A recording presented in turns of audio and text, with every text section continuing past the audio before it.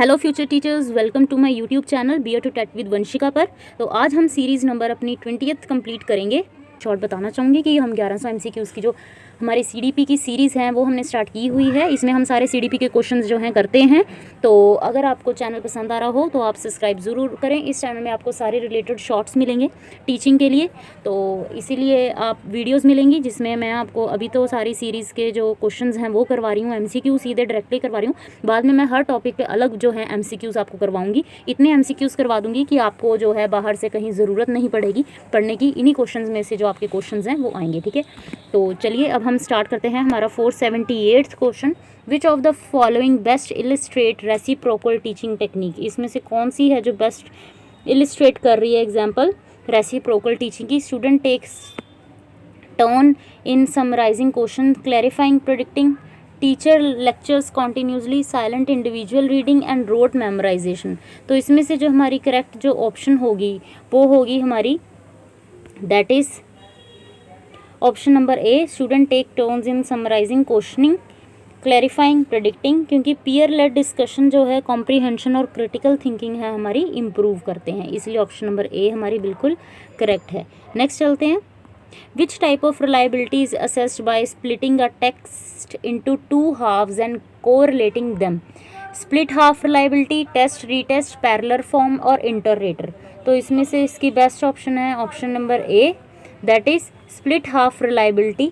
Split half reliability इसमें इसलिए है क्योंकि टेस्ट को दो हाफ्स में डिवाइड करके स्कोर्स जो हैं कोरिलेट करते हैं कंसिस्टेंसी चेक करने के लिए। तो चलिए अब नेक्स्ट चलते हैं। Which teaching strategy help students construct knowledge collaboratively. Cooperative learning, lecture based, individual worksheet only और मेमोराइजेशन स्किल्स। तो इसमें से इसकी ऑप्शन होगी कोऑपरेटिव लर्निंग जो होगी बिल्कुल बेस्ट होगी, option number A.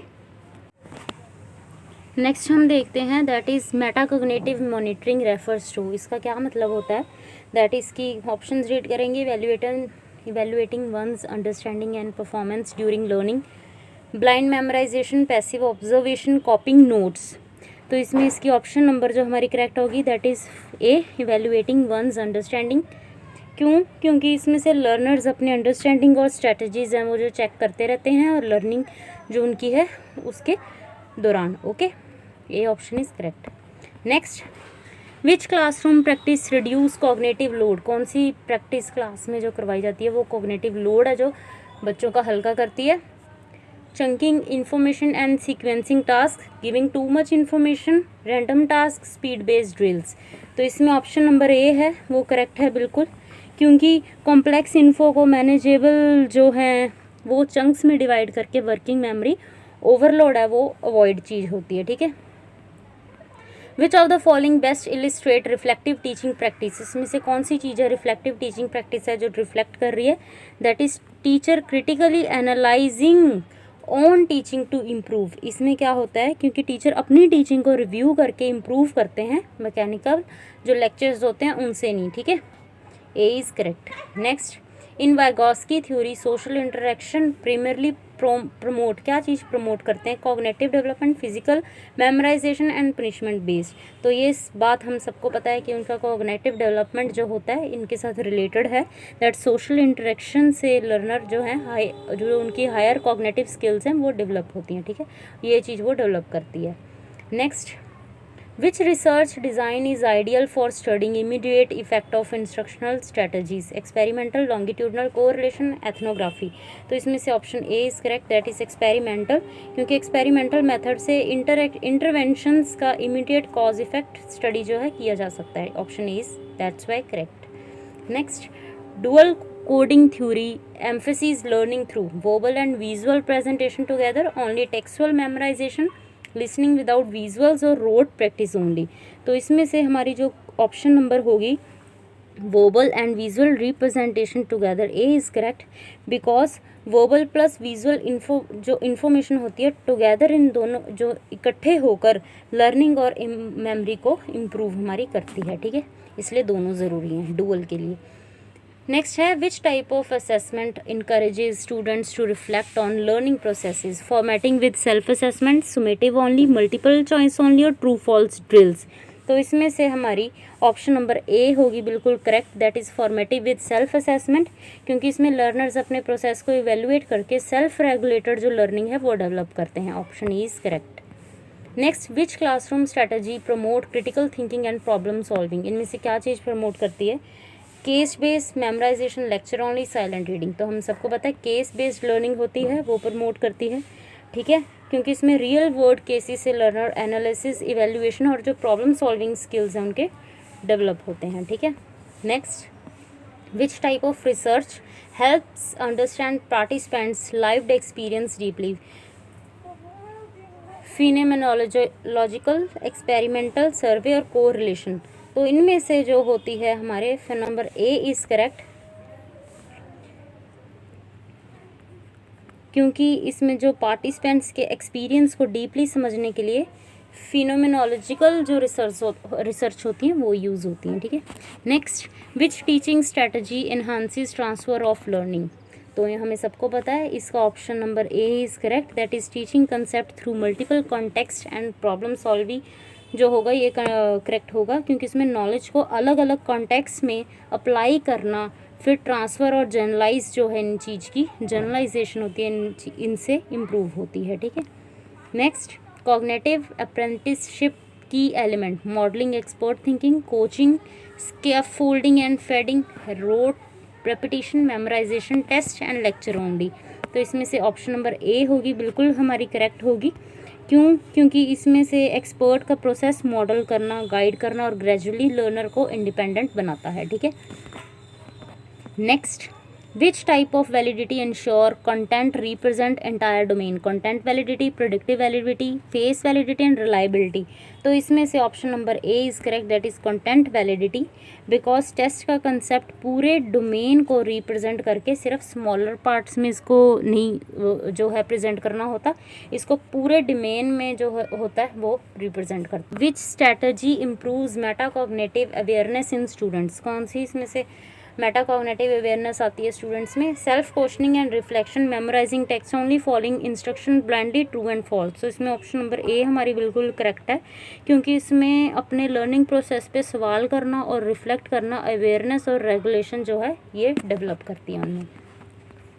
Which type of feedback best support self regulated learning? कौन सी इसमें से करती है?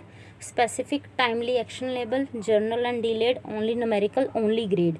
तो इसमें हम सबको पता है that A option is correct, क्योंकि जल्दी और क्लियर फीडबैक लर्नर्स को अपने लर्निंग रेगुलेट करने में हेल्प करती है, okay. Next, which type of assessment is performance based? Project work, presentation, demonstration. तो हमें सबको पता है जो परफॉर्मेंस इन तीनों में दिखेगी, प्रोजेक्ट में, प्रेजेंटेशन में, डेमोन्स्ट्रेशंस में, ठीक है, इसलिए option number A is correct. Next, which type of learning emphasis learning in context? Situated learning, rote learning, lecture based learning, drill and practice. तो इसमें से जो हमारी ऑप्शन होगी ए is correct, that is situated learning, क्योंकि knowledge और skill context में real life environment से जो है बेस्ट एक्वायर होते हैं, ठीक है, option is correct. Next, which type of research design identifies correlation between variable without manipulation? Correlation, experimental, case study and ethnography. तो इसमें से जो हमारा क्वेश्चन नंबर होगा कोरिलेशन ए इज़ करेक्ट, क्योंकि इसमें से वेरिएबल के रिलेशन को ऑब्जर्व करके कोरिलेशन जो है स्टडी की जाती है, मैनिपुलेट इसमें नहीं करते, ठीक है। नेक्स्ट चलते हैं, which classroom strategy develop higher order thinking skill? Problem solving, debate, analysis activities, rote memorization, copying notes और ट्रू फॉल्स ओनली। तो इसमें से ऑप्शन नंबर ए होगी बिल्कुल हमारी करेक्ट होगी, that is problem solving, debate, analysis activities, क्योंकि इसमें से एनालिसिस, इवेल्युएशन और creation task higher order skills को डेवलप करते हैं, ठीक है।